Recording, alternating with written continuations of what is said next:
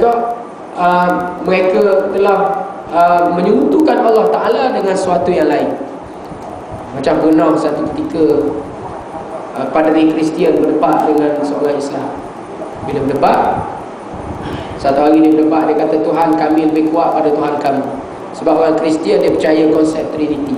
Nabi Isa dah ajar benda ni, tapi wujud selepas pada tu. Mereka menyeleweng. Orang Yahudi, bangsa Bani Israel ni, mereka menyeleweng daripada ajaran Nabi Isa yang sebenarnya. Mereka menyatakan Kristian ni ada konsep Trinity, 3 dalam 1, 1 dalam 3. Bila berdebat, dia kata Tuhan 3 lebih kuat pada Tuhan 1. Padri kata.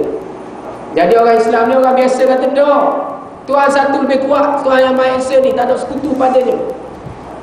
Okey, kalau gitu kita tengok kita lawan sekali. Lalu dia ambil tali. Orang Kristian padri ni ambil tali 3 orang, tali rupiah. Dia sipur 3 tu jadi kuat. Hak se ni dia tarik lembu tu. Hak tu tak putus. Dia tekan kuat 3 pada 1. Lalu orang Islam ni Allah Ta'ala beri kehebatan pada dia, boleh berujuk dengan baik. Dia kata Tuhan hidup ke mati? Dia kata Tuhan kita ni mati. Tuhan aku dan Tuhan kamu hidup. Dah hidup apa? Pakai tali kan mampu. Dah boleh buat contoh tali.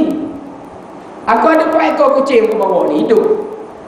3 dia ikat, sipur molek. Hak seekor ni ikat juga. Seekor ni hidup boleh ada. Ikan makan ikan, air minum air. Hak tu belik sampai bilik seri dah 10 minit mampu. Ikat tali rupiah tu mana nak dengan ni. Akhir kali gomong sama sendiri mampu. Jadi Tuhan 3 tak kuat banding dengan Tuhan 1. Contohnya kucing je benda hidup tu. Jadi menang Islam pada waktu itu. Muslimin dan muslimat sekalian, dan hujah yang lain banyaklah. Kalau Syekh Muhsin ni disebut banyak. Allah Ta'ala ni kalau dalam kitab Taurat dan Injil adalah merupakan bukan bahasa Arab sebenarnya kitab dia. Dalam bahasa dia bahasa Ibrani, bahasa Yunan, Greek dan seumpamanya. Jadi Allah disebut boleh sikit lagi. Allah disebut dengan Tio misalnya kalau Kristian, bukan sebut nama Allah, Tuhan dia. Jadi Tio. Yahudi sebut Allah ataupun Elohim. Itu hak asal sebenarnya. Lalu diterjemah Bible ni ke dalam bahasa Arab. Tuhan Tio dengan Elohim ni ditukar dengan nama Allah Subhanahu Wa Taala. Ni hujah dia lah.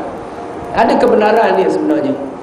Muslimin dan muslimat sekalian, jadi sebab itulah kita menolak sebenarnya orang yang bukan Islam, kerana dalam negara kita ni memang sekarang ni sudah rosak binasa. Rosak tak boleh kalau kita misalnya di Sabah, di Sarawak, proses kristianisasi yang paling hebat sekali dalam negara kita di Sabah. Ramai orang Islam telah lari daripada Islam dan menganut ajaran Kristian di Sabah. Begitu juga di Sarawak. Dalam negeri kita pun ada dah unsur-unsur orang Kristian kan rakyat kita ni. Muslimin dan muslimat sekalian, kenyataan daripada seorang padri. Seorang padri menyatakan bahawa di dunia ni tempat yang paling subur sekali nak mendakwah Kristian, dakwah lawan dakwah. Dakwah ni kita macam dakwah kepada orang bukan Islam, kita nak menguatkan Islam bersama kita, tapi bila dah mereka tu cuba ajak agama mereka sesat, kita kata tukar dengan dakwah. Dia dakwah juga tapi dakwah sebenarnya. Mereka dakwah Kristian ini, negara yang paling subur sekali adalah Indonesia. Indonesia jiran kita.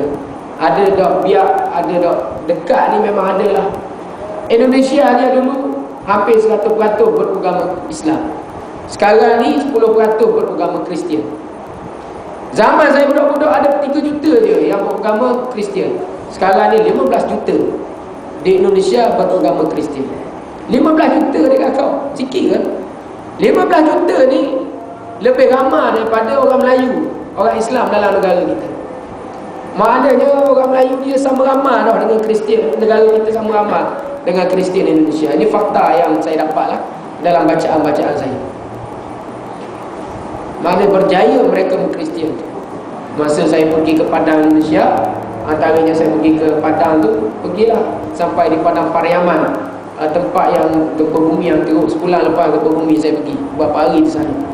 Saya ada mendapat satu fakta, bila tempat di atas bukit yang sangat tinggi mana bukit besar kita ni, Bila mereka ni terputus bekalan seminggu, air tak ada, makanan tak ada, siapa yang mula-mula sekali lagi? Bukan orang Islam, kita tolong dia orang Kristian. Kami terpaksa terima bantuan daripada Kristian. Mereka panjat bukit bawa air, panjat bukit bawa makanan. Piti tak mustahak waktu tu. Baju pun tak mustahak. Kita ni pakai kumpul baju, akhir kali sebab duk jabat. Faham dia baju, dia nak duit, oh tak mustahak, lari mustahak. Jadi dia nak pakaian, dia nak ni. Jadi di Aceh begitu juga. Aceh ni antara perancangan dia, selain daripada mereka lah antara kumpulan yang paling banyak daripada luar negara Kristian ni, macam-macam jenis. Mari dia NGO Kristian ni pergi cari, beri bantuan dan seumpama. Akhir sekali mereka menawarkan buat anak angkat kepada mangsa tu, anak yatim tinggal seorang-seorang diri, mak mati, ayah mati, adik-adik mati. Mereka nak bela dia. Orang Aceh ni orang Islam. Bila mereka bela, Kristian bela jadi Islam ke Kristian? Memang ada Kristian. Jadi ini yang jadi masalah dia. Dan ada orang pengkaji Kristian ni menyatakan bahawa mereka bela dia akan latih supaya jadi padri.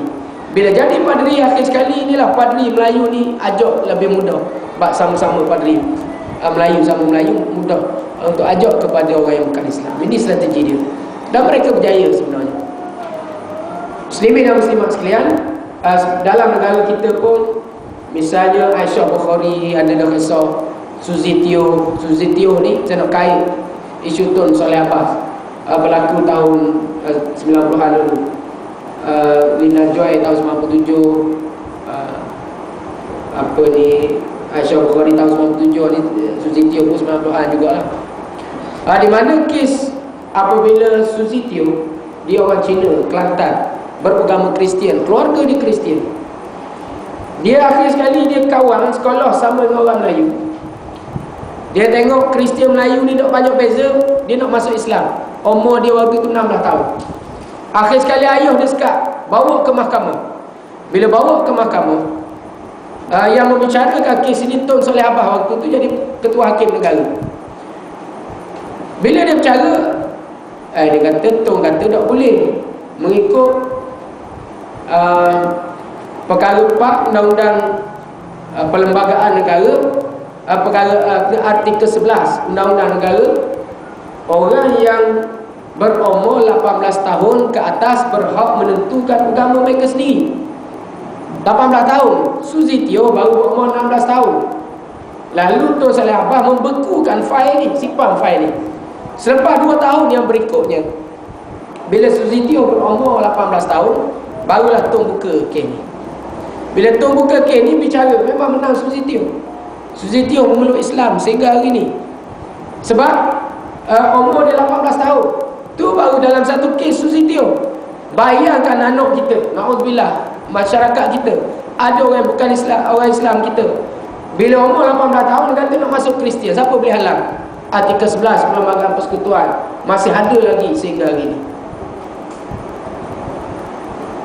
Jadi ini yang jadi masalah dalam negara kita, yang undang-undang kita ni masih undang-undang sekular yang tidak Islam yang ada dalam negara kita. Jadi sebab itulah dalam isu ni, satu lagi yang kedua saya nak sentuh, boleh ke tidak kita ambil tindakan menyokong orang yang bakar gereja dan seumpamanya. Jawapan dia memang tak boleh. Memang tak boleh. Bukan sikap Islam sebenarnya. Kerana Islam mengajar, saya nak bawa satu kisah saja. Sayyidina Umar Al-Khattab radhiyallahu anhu. Sayyidina Umar bila dia membuka Baitul Maqdis daripada Kristian, Sayyidina